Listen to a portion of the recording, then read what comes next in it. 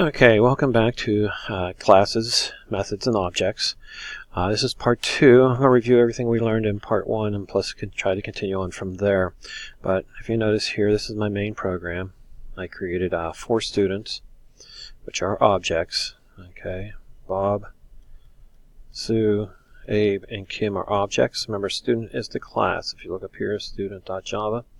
And I used the new operator to create my 4 objects. One, I use the default constructor. The other one, I use one that takes in a string only. The other one is a string and an age. The other one is a string, age, and QPA. Okay, so let's go look at a student. Okay, here are my fields. Remember, it's always good to use a name something different than name. I'll tell you why. I use my name, okay, and my age, my QPA. And if you look, here's the default constructor. And if you remember from last, the default constructor assigns everybody to a value, all the fields to a value. Since string is an object, it's assigned to null.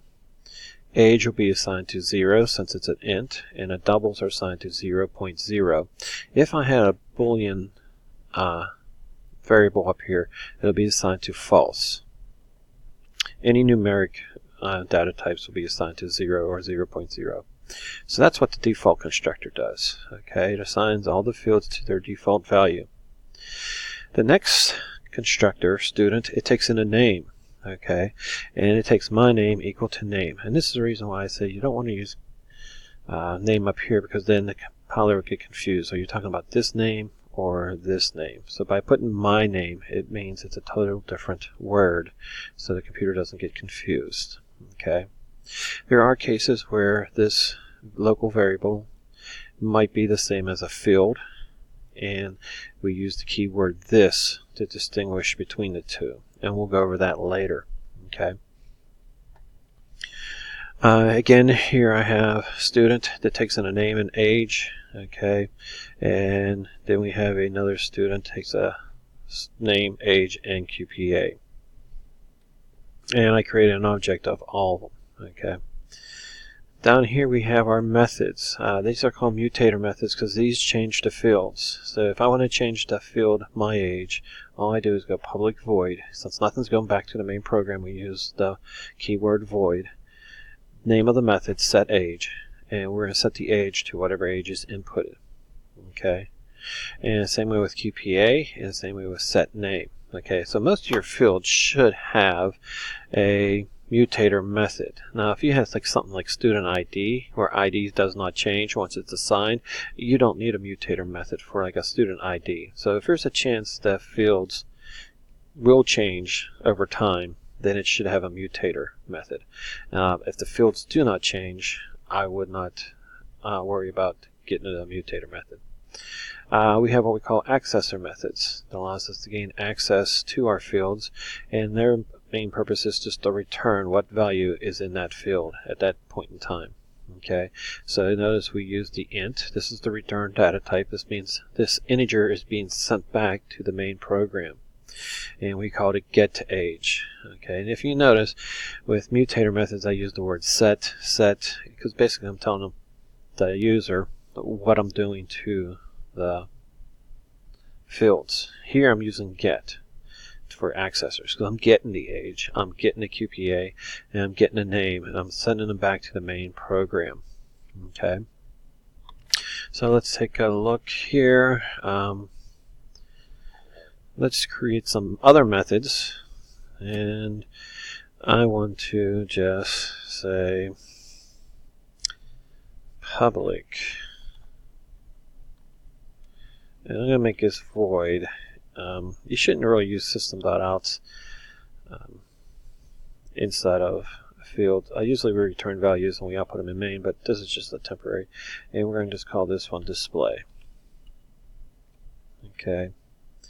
And the only purpose this is to display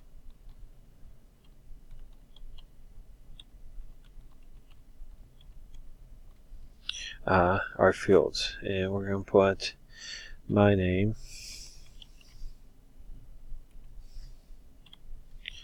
and what I can do, I could just copy and paste it.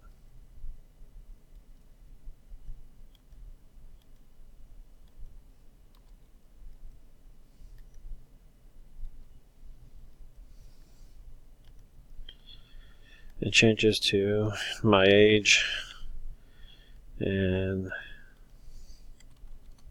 my QPA. Okay, and it displays to display our fields, and that's just for us to see in our main program. Okay, so right here I created 4 students. Notice Bob, Sue, Abe, and Kim. And let's just go ahead and we'll do an output of Kim. So I'll call Kim dot display.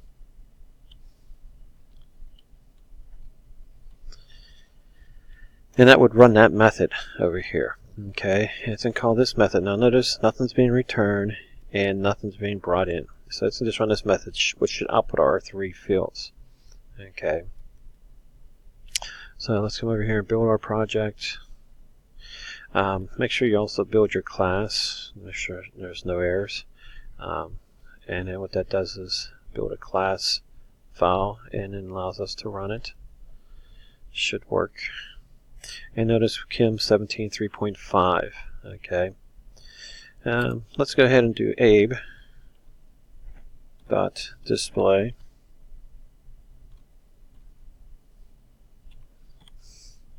And see what his fields look like. And notice Abe is 17. Abe 17 is 0.0. Because remember, we didn't put in a QPA for Abe. So the default constructor automatically, everything's set to the default value. So QPA gets 0.0. Okay. Let's do Bob. Bob, notice we didn't send anything into him, so basically he should get all default values.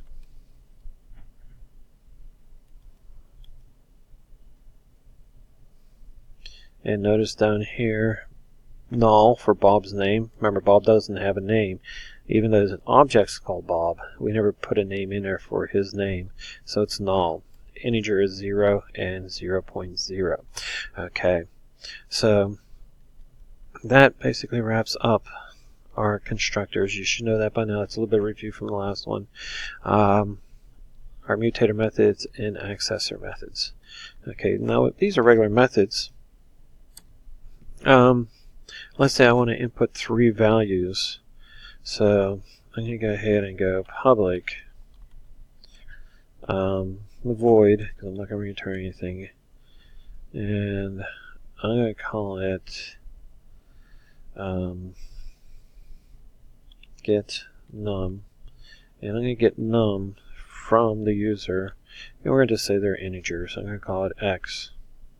Again, you should not use single letters. The letters should actually mean what they hold. So if it's like value 1, or if it's some type of age or something like that, you should use the word. So try to stay away. Now these are called local variables. X, Y, and Z only exist inside of this method. Okay. And what we're going to do, I'm going to create 3 values up here in my fields under integer.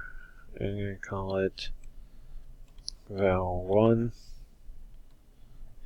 val2, val3, and all I'm going to do is get those numbers and go val1 equals x, val2 equals y, and val3 equals z. And those should retrieve the values, assign them to values. Hopefully everything works. And I'm creating what we call a private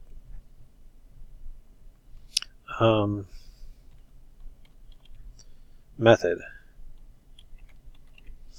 I'm going to call it average. And it's going to basically take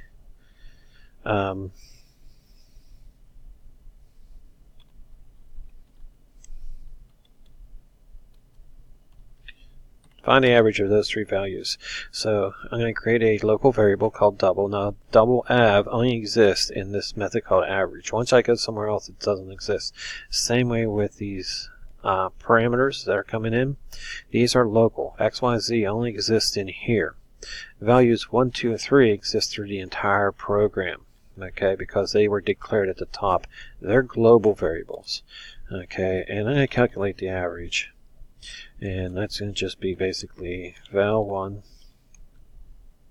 plus val2 plus val3 divided by 3. Again, I need to use parentheses, order of operations. And I'm going to go ahead and a semicolon, and I'm going to go ahead and return average. Okay, and this is what we call a helper method. And I think I forgot my begin and end symbols here.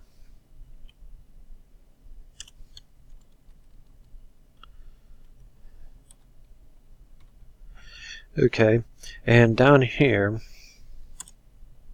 I'm going to go ahead and, once I get the number, I'm going to go ahead and call this average.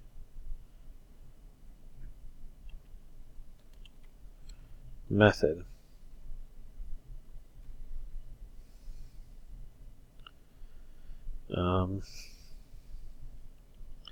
And I'm going to do a system dot out dot print line, and I'm going to basically call this method. Now this is called a helper method. Notice it's private. That means main does not have access to it, but this here does. Okay, so I'm going to call it here. It's in take in, assign these 3 values, their values. Okay, it's in call this method. This method's going to come down here and calculate the average, and then I'll put the average here. So this method actually helps the method above it. Okay, so ends in a semicolon. Okay, so let's build this. Let's hope there's no errors. Oh, there's an error.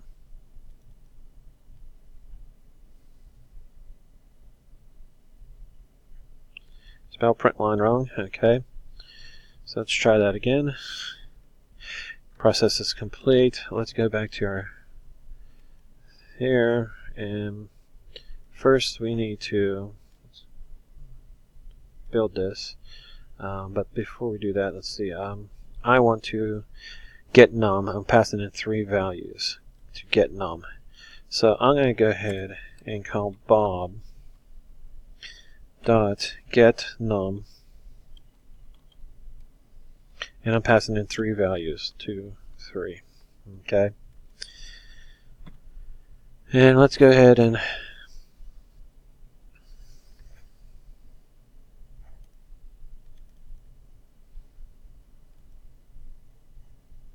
num is spelled wrong. Okay, so